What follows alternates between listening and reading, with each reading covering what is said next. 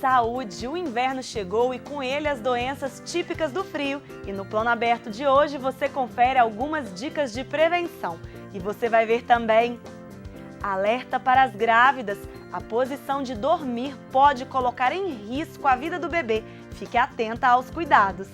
Veja as atrações culturais para o fim de semana na região. E estão abertas as inscrições para os cursos de inglês gratuitos do programa Idiomas Sem Fronteiras. Fique com a gente, está começando o Plano Aberto.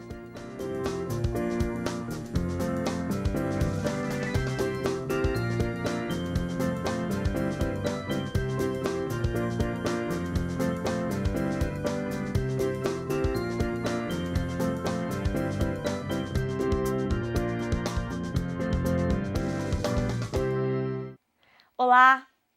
O inverno chegou e junto com ele algumas doenças respiratórias causadas pelas baixas temperaturas. Tosse, espirros, nariz entupido são apenas alguns dos sintomas que tomam conta da população nas estações mais frias do ano. Mas não somente alergias, resfriados e gripes preocupam nessa época. Meningite e pneumonia também estão na lista das doenças que tendem a se propagar com mais facilidade nos dias de frio, devido às aglomerações em espaços fechados.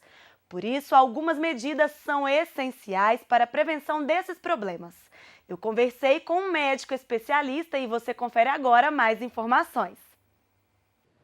O frio traz com ele algumas doenças respiratórias que complicam o nosso dia a dia. E para explicar melhor o que acontece com a gente nessa época e também como podemos amenizar os sintomas, eu converso agora com o médico pneumologista Paulo César Corrêa. Paulo, quais são as doenças respiratórias mais comuns nesta época do ano? Bom, as doenças respiratórias são divididas por nós médicos didaticamente em doenças das vias aéreas superiores, aquelas acima da laringe. Então são mais comuns aí as rinites, as laringites, as otites, as sinusites, as amidalites, né?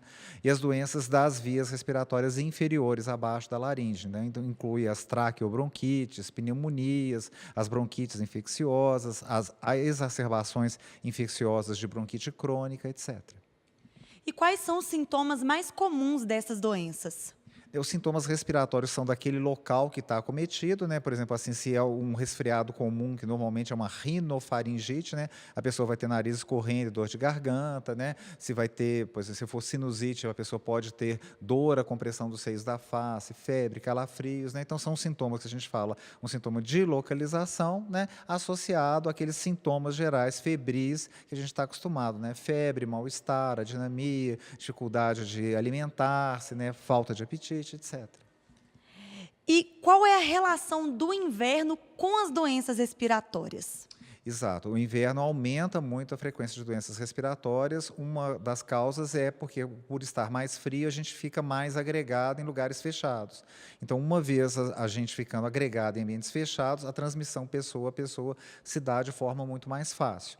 Também existem assim necessidades de cuidados que a gente deve ter, né, que vai desde, né, dos pais orientarem já suas crianças em idade escolar, né? Por exemplo, uma criança em idade escolar ela deve ser orientada pelos pais, né? A escola deve dar essa orientação também, né? Se seu filho tá com infecção, não leva a criança para a escola, né? E a gente mesmo adulto tem que ter esse cuidado, né? Se você está com um sintoma catarral, está com o nariz escorrendo, se você passar a mão, né, e depois cumprimentar outra pessoa, você pode estar levando essa infecção para ela, né? Então, na época da epidemia de influenza, né, se divulgou muito a questão de lavar as mãos com água e sabão e depois passar o álcool, né? Então é importante refrisar isso nessa época. Lembrando que os vírus são agentes, né, muito mutáveis, né? Eles mudam muito, né? Então de ano a ano você tem mudança das epidemias. Então é bom a gente sempre ter esses cuidados. E além disso, existem algumas outras medidas que podemos adotar para a prevenção, como na alimentação, por exemplo? A alimentação ajuda, né? A principal mecanismo que a gente tem de proteção é uma alimentação adequada, porque nas secreções a gente tem uma imunoglobulina IgA, imunoglobulina A, que ela é produzida, ela é soltada, liberada nas secreções. Então isso ajuda muito. Uma hidratação também ajuda bastante, né? A hidratação dificulta, né? Faz com que o muco fique mais mais líquido, né, mais fluido, e impede, né, que os agentes etiológicos grudem na mucosa. Além disso, a vacinação deve ser lembrada, né, a influenza, né, que é a pneumonia por vírus, né, ela é um vírus que todo ano muda, né, então todo ano, né, especialmente aquelas populações que têm doença respiratória de base, né, por exemplo, paciente que tem asma, que tem DPOC, que já teve várias pneumonias, que tem bronquiectasia, enfim, essa população ela deve ser vacinada. Lembrando que as crianças e os idosos são populações mais frágeis para essas situações, né? E uma criança no primeiro ano de vida, ela tem um número muito grande de infecções respiratórias, é sempre bom as mães e os pediatras estarem atentos.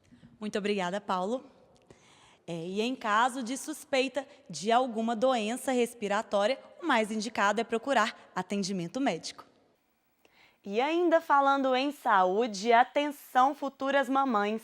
Um estudo britânico divulgado no fim do ano passado apontou que o risco de mortes fetais chega a dobrar quando as grávidas dormem de costas durante o último trimestre da gestação, mais especificamente após a 28ª semana.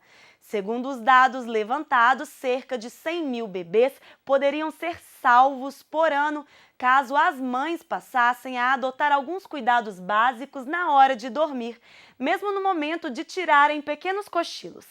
E para entender um pouco mais sobre o assunto, eu conversei com uma médica. Confira. Pois é, além do que foi apontado pelo estudo, existem ainda diversos outros fatores que colocam em risco a vida do feto durante a gravidez. Por isso, eu converso agora com a Marcela Trópia, que é médica obstetra e vai explicar alguns cuidados básicos que as mães devem ter durante este período. Marcela, como o fato das grávidas dormirem de costas pode afetar a saúde dos bebês?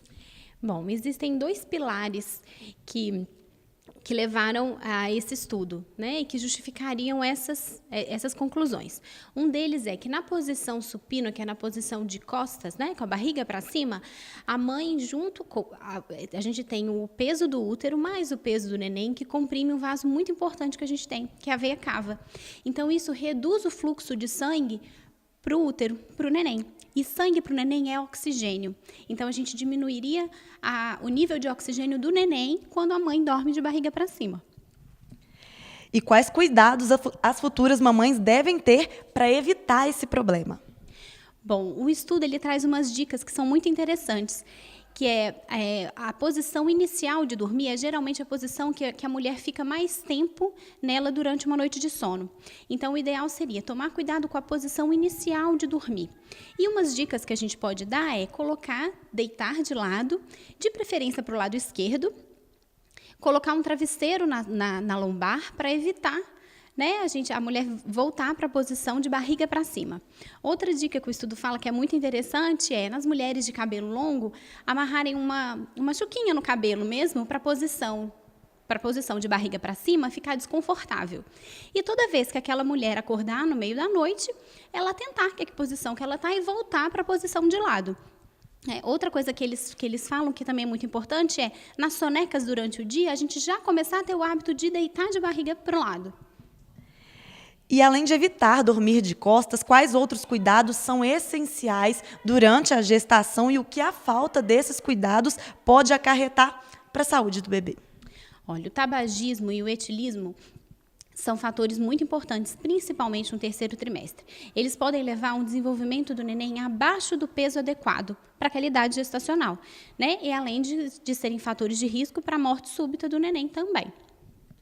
E qual a importância do acompanhamento médico adequado durante a gestação? O acompanhamento médico ele é fundamental, porque durante as consultas do pré-natal, que o obstetra vai definir se aquela gestação é uma gestação de risco habitual, se aquela gestação, por algum momento, alguma intercorrência, ela se tornou uma gestação de alto risco, que precisa de um atendimento mais particular, com intervalos de consultas menores, e sem contar os exames, né? Só o obstetra consegue avaliar se os exames estão normais, se não estão. Muito obrigada, Marcela.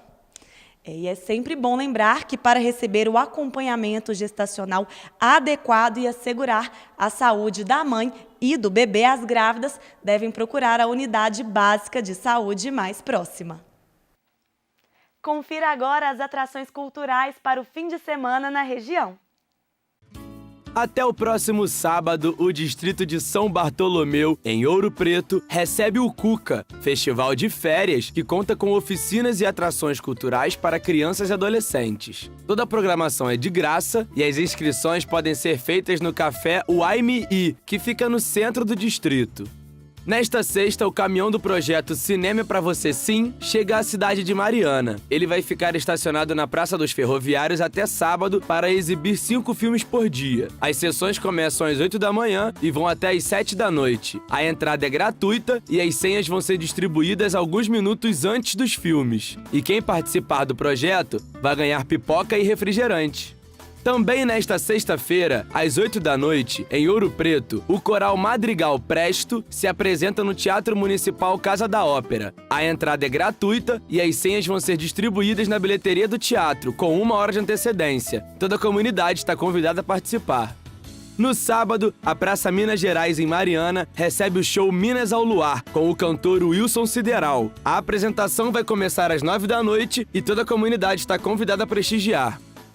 A Praça Gomes Freire, em Mariana, recebe atrações que vão agitar o domingo. Às 11 da manhã, vai ser realizado o projeto Banda na Praça, com a apresentação das bandas Nossa Senhora da Conceição e 15 de novembro. Logo após, ao meio-dia, vai acontecer o encontro de carros antigos. E uma oportunidade para estudantes da UFOP que desejam aprender outra língua. Estão abertas as inscrições para as próximas turmas dos cursos de inglês gratuitos do programa Idiomas Sem Fronteiras. Eles vão ser oferecidos no DEMIN, Departamento de Engenharia de Minas, que fica no campus Morro do Cruzeiro, em Ouro Preto, e também no ICSA, Instituto de Ciências Sociais Aplicadas em Mariana. A carga horária é de 16 ou 32 horas. Os cursos com carga horária de 16 horas vão ser oferecidos entre os dias 13 de agosto e 8 de setembro. Já os cursos com carga horária de 32 horas vão ser oferecidos entre 13 de agosto e 6 de outubro. As inscrições seguem até o dia 2 de agosto e podem ser feitas na página isf.mec.gov.br. Outros detalhes é só acessar o site da UFOP. E a gente fica por aqui. Obrigada pela companhia e até o nosso próximo encontro.